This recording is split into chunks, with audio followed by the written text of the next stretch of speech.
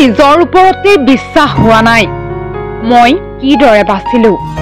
মই ভাবিছিলো মোৰ মৃত্যু নিশ্চিত, কিন্তু চকু মেলিহে গম পালো মই জীয়াই আছো।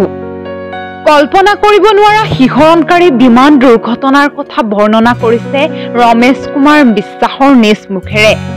তেওঁ উল্লেখ কৰিছে যে মই এতিয়াও নিজক বিশ্বাস কৰিব পৰা নাই মই কিদৰে বিমানৰ পৰা বাহিৰলৈ ওলাই আহিব পাৰিলো।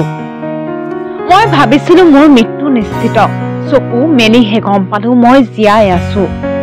উৰণৰ কেইমিনিটমান পিছতে মই ঘটনাৰ উমান পাইছিলো।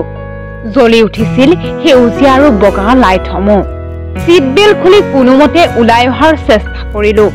মোৰ বাওঁ হাতখন অলপমান জ্বলি গৈছিল, কিন্তু পিছলৈ মোক এম্বুলেন্সেৰে হাস্পতাললৈ লৈ যোৱা হৈছিল। শিহৰণকাৰী বিমান দুৰ্ঘটনাৰ কথা বৰ্ণনা কৰিছে একমাত্ৰ জীৱিত যাত্ৰী ৰমেশ বিশ্বাস কুমাৰে।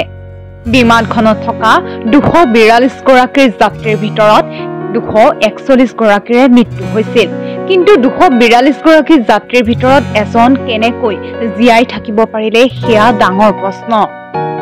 জীৱিত অৱস্থাত থকা ৰমেশ বিশ্বাস কুমাৰ 11A নম্বৰৰ আসনত আছিল। বিশ্বাস কুমাৰে তেওঁ যেন যমৰ দুৱাৰক টুকুৰিয়াই উভতি আহিছে। সঁচাকৈয়ে তেওঁ বহু ভাগ্যৱান। নিউজ ডেস্ক ৰিপৰ্ট, এনি টক্স।